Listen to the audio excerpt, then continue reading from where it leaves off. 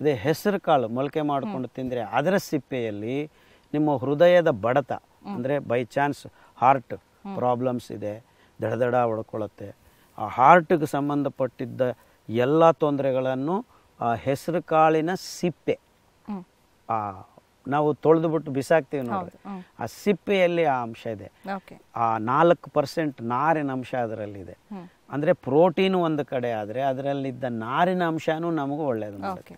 ಅದೇ ನೀವು ಮಟಕಿ ಕಾಳು ತಿನ್ನಿರಿ, ಬಿಜಾಪುರ ಕಡೆ ಅದೆಲ್ಲ ಈಗಲೂ ಬೆಳೀತಾರೆ. ಮಟಕಿ ಕಾಳು ತಿಂದರೆ ನಿಮಗೆ ಮೂಳೆ ಮಜ್ಜೆ ಎಲ್ಲ ಗಟ್ಟಿಯಾಗಕ್ಕೆ ಶುರು ಆಗುತ್ತೆ. ಅದೇ ನೀವು ಕಡಲೆಕಾಯಿ ಬೀಜ ಅದರ ಶೇಂಗಾ ಹೇಳಿದ್ದೀನಿ 2-3 ಸತಿ ಈ ವಿಷಯದ ಬಗ್ಗೆ ಮಾತಾಡ. ರೆಸ್ವೆರೆಟ್ರಾಲ್ ಅಂತ ಇದೆ, ಇದು ಆ್ಯಂಟಿ ಏಜಿಂಗು, ಆ್ಯಂಟಿ ಬ್ಯಾಕ್ಟೀರಿಯಲ್, ಆ್ಯಂಟಿ ಕಾರ್ಸಿನೋಜೆನಿಕ್, ಆ್ಯಂಟಿ ಇನ್ಫ್ಲಮೇಟರಿ ಎಲ್ಲ ಅಂಶಗಳನ್ನು ಒದಗಿಸ್ಕೊಂಡಿರೋ ಒಂದು ಅದ್ಭುತವಾದ ಔಷಧಿ ಗುಣ ಈ ಕಡಲೆಕಾಯಿ ಬೀಜ ಸಿಪ್ಪೆಯಲ್ಲಿದೆ. ಸೊ ಈ ರೀತಿ ವೈವಿಧ್ಯಮಯವಾದ ಬೇಳೆಕಾಳುಗಳಲ್ಲಿ ವೈವಿಧ್ಯಮಯವಾದ ಔಷಧಿ ಗುಣತತ್ವಗಳನ್ನು ಇಟ್ಕೊಂಡಿರೋ ಅದ್ಭುತವಾದ ಧಾನ್ಯಗಳು ಈ ಬೇಳೆಕಾಳುಗಳನ್ನು ಬಿಟ್ಟು ನಾವು ಎಲ್ಲರೂ ಈ ಕಂಪ್ನಿಯವರು ಕೊಟ್ಟಿರೋದು ಪ್ರೋಟೀನ್ ಜಾಸ್ತಿ ಇದೆ ಅಂತ ಈ ಸೋಯಾಬೀನನ್ನು ತಿನ್ನಕ್ಕೆ ಶುರು ಮಾಡಿದ್ದೀವಿ. ಅದರಿಂದ ರೋಗಗಳು ಉತ್ಪಾದನೆ ಆಗ್ತಾ ಇವೆ. ಅಂದರೆ ನಾವು ನಮ್ಮ ದೇಶದಲ್ಲಿ ನಮ್ಮ ಜಾಗಗಳಲ್ಲಿ ಅತಿ ಸರಳವಾಗಿ ಬೆಳೆಯತಕ್ಕಂಥ ಈ ಬೇಳೆಕಾಳುಗಳನ್ನು ಬಿಟ್ಟು ಸೋಯಾಬೀನ್ ಕಡೆಗೆ ಎಷ್ಟು ಮಟ್ಟಿಗೆ ಅಂದರೆ ಈಗ ಚಪಾತಿ ಒಳ್ಳೆಯದು, ನಿಮಗೆ ಚಪಾತಿ ಜೊತೆಗೆ ಪ್ರೋಟೀನ್ ಬೇಕು ಅಂತ ಸೋಯಾಬೀನ್ ಪೌಡರ್ ಹಾಕ್ಕೊಳ್ರಿ ಅಂತ ಹೇಳ್ತಾ ಇದ್ದಾರೆ. ಇದು ಭಯಾನಕವಾದ ಸಿಚುವೇಶನ್. ನಮಗೆ ಆ ಚಪಾತಿನೂ ಬೇಡ, ಆ ಗೋಧಿನೂ ಬೇಡ, ಆ ಸೋಯಾಬೀನು ಬೇಕಾಗಿಲ್ಲ. ನಮಗೆ ಅತಿ ಉತ್ತಮವಾದ ಬೇಳೆಕಾಳುಗಳಿವೆ. ನಾನು ಹೇಳ್ದಂಗೆ ಒಂದೊಂದು ಕಾಳಿನಲ್ಲಿ ಒಂದೊಂದು ಅದ್ಭುತವಾದ ಔಷಧಿ ಗುಣತತ್ವವನ್ನು ದೇವರು ಕೊಟ್ಟಿದ್ದಾರೆ. ಪ್ರೋಟೀನು ಅತಿ ಹೆಚ್ಚಾಗಿದೆ, 20 to 24% ಪ್ರೋಟೀನ್ ಅಂಶ ಇದೆ. ನಮಗೆ ಅಷ್ಟು ಪ್ರೋಟೀನ್ ಅಂಶ ಬೇಕಾಗೂ ಇಲ್ಲ. ಅಂದರೆ ಪ್ರತಿ ದಿವಸ ನೀವು ಬೇಕಾಗಿರೋದು ನಿಮ್ಗೆ ಇಷ್ಟೇ, ಅರ್ಧ ಹಿಡಿಯಷ್ಟು ಬೇಳೆಕಾಳು. ಸೊ ಒಂದೊಂದು ದಿವಸ ಒಂದೊಂದು ಕಾಳನ್ನು ತಿನ್ನಿರಿ. ಬಟ್ ಇತ್ತೀಚೆಗೆ ತೀರಾ ಮೋಸ ಆಗಿರೋದೇನೆಂದರೆ ನಾವು ದಕ್ಷಿಣ ಭಾರತ ದೇಶದಲ್ಲಿ ಬರೀ ತೊಗರಿ ಬೇಳೆ ತಿಂತೀವಿ. ಬೆಳಗ್ಗೆಯಿಂದ ರಾತ್ರಿ ತನಕ 3 ಹೊತ್ತು ತೊಗರಿ ಬೇಳೆ. ಉತ್ತರ ಭಾರತ ದೇಶಕ್ಕೆ ಹೋದರೆ ಆ ಚೆನ್ನ ದಾಲು ಯಾವಾಗಲೂ ಅದೇ ತಿಂತಾ ಇರ್ತಾರೆ. ಆ ಥರ ಏಕತಾನತೆ ಕಡೆಗೆ ನಾವು ವಾಳ್ತಾ ಇದ್ದೀವಿ, which is not right and scientific. ನಾವು ವೈಜ್ಞಾನಿಕವಾಗಿ ನಮ್ಮ ಆಹಾರವನ್ನು ರೂಪಿಸ್ಕೋಬೇಕು ಅಂದರೆ ದೇವರು ನಮಗೆ 28 ಥರ ಬೇಳೆಕಾಳುಗಳನ್ನು ಕೊಟ್ಟಿದ್ದಾರೆ. ಸೊ ದಿವಸಕ್ಕೊಂದು ತಿಂದ್ರೂ ನಮಗೆ ಇಡೀ ತಿಂಗಳು ಮುಗಿಯುತ್ತೆ. ಅಂದರೆ ಒಂದು ದಿವಸ ತಿಂದಿದ್ದ ಕಾಳನ್ನು ಇನ್ನೊಂದು ದಿವಸ ತಿನ್ನೋದಕ್ಕೆ ಒಂದು ತಿಂಗಳು ಬೇಕು ನಮಗೆ. ಅಷ್ಟು ಒಂದೇ ತಿಂಗಳಲ್ಲಿ ಅದ್ಭುತವಾದ ವೈವಿಧ್ಯತೆ ನಮಗೆ ಕೊಟ್ಟಿದ್ದಾರೆ ದೇವರು. ಅಂದರೆ ವೈವಿಧ್ಯಮಯವಾಗಿದ್ದ ಪದಾರ್ಥಗಳನ್ನು ನಾವು ಪ್ರತಿನಿತ್ಯ ಸೇವಿಸಬೇಕು. ಅಂದರೆ ಇವತ್ತು ತೊಗರಿ ಕಾಳು ತಿಂದರೆ ನಾಳೆ ಉದ್ದಿನ ಕಾಳು, ನಾಡಿದ್ದು ಹೆಸರು ಕಾಳು, ಆ ನಾಡಿದ್ದು ಹುರುಳಿ ಕಾಳು, ಆ ನಾಡಿದ್ದು ತಗಣಿ ಕಾಳು, ಆ ನಾಡಿದ್ದು ಅಲಸಂದಿ ಕಾಳು, ಇನ್ನೊಂದು ದಿವಸ ಬಟಾಣಿ, ಇನ್ನೊಂದು ದಿವಸ ಅವರೆಕಾಯಿ, ಇನ್ನೊಂದು ದಿವಸ ಇನ್ನೊಂದು ರಾಜ್ಮಾ ಬೀನ್ಸ್. ನೋಡ್ರಿ ಈಗಲೇ 9 ವೆರೈಟೀಸ್ ಆಗುತ್ತೆ. ಸೊ ನಾವು ಈ ರೀತಿ ವೈವಿಧ್ಯಮಯವಾದ ಬೇಳೆಕಾಳುಗಳನ್ನು ಬಿಟ್ಟು ಒಂದೇ ಬೇಳೆಗೆ ಅದೇ ಸೋಯಾಬೀನ್ ಅನ್ನೋ ಥರ ಸ್ಟಿಕನ್ ಆಗ್ಬಿಟ್ಟಿದ್ವಿ. ಇಲ್ಲ ಬೇಳೆ ಅಂದರೆ ತೊಗರಿ ಬೇಳೆ, ಅಲ್ಲಿ ಮೇಲೆ ಹೋದರೆ ಚೆನ್ನದ, which is absolutely not right. So ನಮ್ಮ ಆಹಾರ ಕ್ರಮವನ್ನು ಮೆತ್ತಿಗೆ ನಾವು ಹಿಂದೆ ಏನು ಮಾಡ್ತಾ ಇದ್ವಿ, ಒಂದೊಂದು ದಿವಸಕ್ಕೆ ಒಂದೊಂದು ಬೇಳೆಕಾಳುಗಳನ್ನು ಆಯಾ ಇಫ್ ನಾಟ್ ಡೈಲಿ ಒಂದೊಂದು ವಾರಕ್ಕೆ, ಅಂದರೆ ಆಯಾ ಸೀಸನಲ್ಲಿ ಸಿಕ್ಕಿದ್ದನ್ನು ಸಿಕ್ಕಿದೆ. ಈಗ ಅವರೆಕಾಳು ಸೀಸನ್ನು ಡಿಸೆಂಬರು, ಅಂದರೆ ಎಲ್ಲರೂ ಅವರೆಕಾಳು ಚೆನ್ನಾಗಿ ತಿನ್ನಬೇಕು. ಮತ್ತೆ ಅವರೆಕಾಳು ಮುಗಿದೋಯ್ತು, ತೊಗರಿಕಾಳು ಬರುತ್ತೆ, ಅಥವಾ ತೊಗರಿಕಾಳು ಫಸ್ಟ್ ಬರುತ್ತೆ, ಹಸಿ ತೊಗರಿಕಾಳು. ಅದನ್ನು ತಿಂದ ಮೇಲೆ ನಾವು ಅವರೆಕಾಳು ತಿನ್ನಬೇಕು. ಅದರ ಮೇಲೆ ಬಟಾಣಿ ಬರುತ್ತೆ. ಸೊ ನಮಗೆ ಆ ಸೀಸನ್ ವೈಸ್ ಆಯಾ ಋತು ಹವಾಮಾನಗಳಿಗೆ ಬೇಕಾಗಿದ್ದಂಗೆ ದೇವರು ಈ ಬೇಳೆಕಾಳುಗಳನ್ನು ಮಾಡಿಕೊಟ್ಟಿದ್ದಾರೆ. ಅದನ್ನು ಕ್ರಮವಾಗಿ ಬಳಸೋದನ್ನು ನಾವು ತಪ್ಕೋಬಾರದು, ಅದರಿಂದ ದೂರ ಹೋಗಬಾರದು.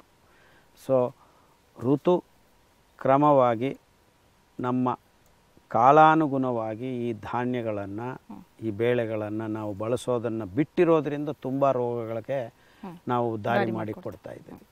ಸೊ ಇಷ್ಟು ಅದ್ಭುತವಾದ ಅಂಶವನ್ನು ನಾವು ನಮ್ಮ ಆಹಾರದಲ್ಲಿ ಪ್ರತಿ ದಿವಸ ಬಳಸೋದು ಅತಿ ಮುಖ್ಯ. ನಮ್ಮ ಮಕ್ಕಳು ಪುಷ್ಟಿಕರವಾಗಿ ಬೆಳೀಬೇಕು ಅಂದರೆ ಪ್ರೋಟೀನ್ ಅಂಶ ಬೇಕೇ ಬೇಕು.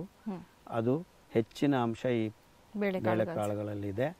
ಅದು ವೈವಿಧ್ಯಮಯವಾದ ಕಾಳು ಬೆಳೆಗಳನ್ನು. ಅದು ಅಷ್ಟು ಅಲ್ಲದೆ ನಾವು ಈ ಬೇಳೆಕಾಳುಗಳ ಜೊತೆ ಸಿರಿಧಾನ್ಯಗಳನ್ನು ಬೆರೆಸಿ ಈ ಇಡ್ಲಿ ದೋಸೆ ಅಂದರೆ ಈ ಫರ್ಮೆಂಟೇಷನ್ ಅಂತ ಹುಳಿಯುವ ಕಾರ್ಯಕ್ರಮ, ಆ ಹುಳಿಯುವ ಕಾರ್ಯಕ್ರಮ ಅಂತ ಹೇಳಿದ್ರೆ ಅದರಲ್ಲಿ ಏನು ಮಾಡ್ತಾ ಇದ್ದೀವಿ, ಅಲ್ಲಿ ಹುಳಿ ಬರತಕ್ಕಂಥ ಅಂಶಗಳನ್ನು ನಾವು ಉತ್ಪಾದನೆ ಮಾಡ್ತಾ ಇದ್ದೀವಿ.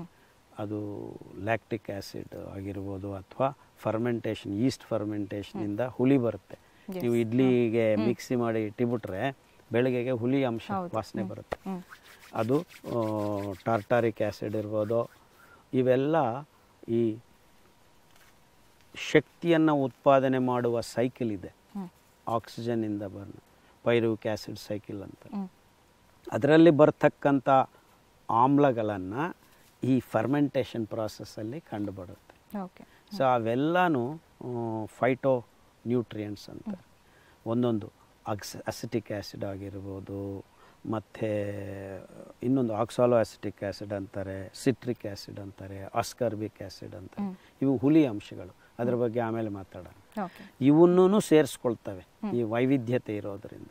ಸೊ ಒಂದಕ್ಕೊಂದು ಪೂರಕವಾಗಿ ನಮ್ಮ ಆಹಾರವನ್ನು ನಮ್ಮ ಹಿಂದಿನ ಪೂರ್ವಜರು ರೂಪಿಸಿಕೊಂಡಿದ್ದರು. ಆ ಅಂಶಗಳನ್ನೆಲ್ಲ ನಾವು ಕಳೆದುಕೊಳ್ತಾ ಇದ್ದೀವಿ. ಅದು ದುಃಖಕರವಾದ ವಿಷಯ. ಸರ್, ಹಾಗೆಯೇ ಇನ್ನು ಬೇಳೆಕಾಳುಗಳಲ್ಲಿ ಇವಾಗ ರೋಗ ನಿರೋಧಕ ಶಕ್ತಿಯನ್ನು ಹೆಚ್ಚಿಸುವಂಥ ಒಂದು ಕೆಪಾಸಿಟಿ ಇದೆಯಾ? ಇವಾಗ ಸಾಕಷ್ಟು ಜನ ಬೇರೆ ಬೇರೆ ಥರ ಕಾಯಿಲೆಗಳಿಂದ ಬಳಲ್ತಾ ಇರ್ತಾರೆ, ಡಯಾಬಿಟಿಸ್ ಆಗಿರ್ಬೋದು, BP ಆಗಿರ್ಬೋದು. ಸೊ ಈ ಬೇಳೆಕಾಳುಗಳು ಯಾವ ಥರ ಅವ್ರಿಗೆ ಹೆಲ್ಪ್ ಆಗುತ್ತೆ ಅಂತ? ಅದೇ ನಾನು ಹೇಳ್ದಂಗೆ ಅದರಲ್ಲಿದ್ದ ನಾರಿನ ಅಂಶ, ಆ ನಾರಿನ ತತ್ವ ಕೆಲವು ರೋಗಗಳಿಗೆ ಉಪಯೋಗ ಆಗುತ್ತೆ. ಆದರೆ ಬೇಳೆಕಾಳುಗಳಲ್ಲೂ ನಮಗೆ ಗೊತ್ತಿದ್ದಂಗೆ ಪ್ರೋಟೀನ್ ಒಂದು ಕಡೆ ಆದರೆ 20-24% ಮಿಕ್ಕಿದ್ದು ಪಿಷ್ಟ ಪದಾರ್ಥ ಇದೆ. ಸೊ ಒಂದು ದಿವಸಕ್ಕೆ ಒಂದು ಹಿಡಿಯಷ್ಟು ವೈವಿಧ್ಯಮಯವಾದ ಕಾಳುಗಳನ್ನು ಮೊಳಕೆ ಮಾಡಿಕೊಂಡು ತಿನ್ನುವುದು ಅಭ್ಯಾಸ ಮಾಡಿಕೊಂಡ್ರೆ ನಿಮಗೆ ಪೌಷ್ಟಿಕತೆಗೆ ಯಾವ ತೊಂದರೆ ಕೊಗ್ಗು ಇಲ್ಲದೆ ಮಾಡುತ್ತೆ. ಮತ್ತು ವೈವಿಧ್ಯತೆ ಮಾಡಿಕೊಳ್ಳೋದ್ರಿಂದ ಅದರಲ್ಲಿ ಇದ್ದ ನಾರನ್ನು ತೆಗೀದೇ ತಿನ್ನಬೇಕು, ಅದು ಸರಿಯಾದ ಕ್ರಮ ಅಲ್ಲ. ಒಟ್ಟಾರೆ ಕಾಳನ್ನು ನೇರವಾಗಿ ಸೇವಿಸಬೇಕು. ಇನ್ನೂ ಒಂದು ಹೆಜ್ಜೆ ಮುಂದಕ್ಕೆ ಹೋಗಿ ಹೇಳೋದೇನೆಂದರೆ ಮೊಳಕೆ ಮಾಡಿಕೊಂಡು ತಿಂದರೆ ಇನ್ನೂ ಒಳ್ಳೆ. ಕೊನೆಯದಾಗಿ ಈ ಬೇಳೆಕಾಳುಗಳ ಬಗ್ಗೆ ನಮ್ಮ ವೀಕ್ಷಕರಿಗೆ ಏನು ಟಿಪ್ಸ್ ಕೊಡೋಕ್ಕೆ ಇಷ್ಟಪಡ್ತೀರಾ? ಎಲ್ಲರೂ ಬೇಳೆಕಾಳುಗಳನ್ನು ಪ್ರತಿ ದಿವಸ ಬಳಸಬೇಕು. ದಿವಸಕ್ಕೊಂದು ಕಾಳನ್ನು ಬಳಸಬೇಕು. ಕಾಳನ್ನು ಮೊಳಕೆ ಮಾಡಿಕೊಂಡು ಬಳಸಬೇಕು. ಈ 3 ಅಂಶಗಳನ್ನು ನಾವೆಲ್ಲರೂ ಗಮನಿಸಬೇಕು. ಮುಖ್ಯವಾಗಿ ಮಕ್ಕಳಿಗೆ ಪ್ರತಿ ದಿವಸ ವೈವಿಧ್ಯಮಯವಾದ ಕಾಳುಗಳನ್ನು ಮೊಳಕೆ ಮಾಡಿ ಅವರ ಹಿಡಿಯಷ್ಟು, ನಮ್ಮ ಹಿಡಿಯಲ್ಲ, ಅವರ ಹಿಡಿಯಷ್ಟು ಪ್ರತಿ ದಿವಸ ತಿನ್ನಿಸೋಕ್ಕೆ ಒಂದು ವ್ಯವಸ್ಥೆ ಮಾಡಿದರೆ ಮಕ್ಕಳು ಪೌಷ್ಟಿಕಾಂಶಗಳನ್ನು ಕಳೆದುಕೊಳ್ಳದೆ ಗಟ್ಟಿಯಾಗಿ ಬೆಳೀತಾರೆ. ಓಕೆ ಸರ್, ಬೇಳೆಕಾಳುಗಳ ಮಹತ್ವವನ್ನು ಬಹಳ ಚೆನ್ನಾಗಿ ನಮಗೆ ತಿಳಿಸ್ಕೊಟ್ಟಿದ್ದೀರಾ.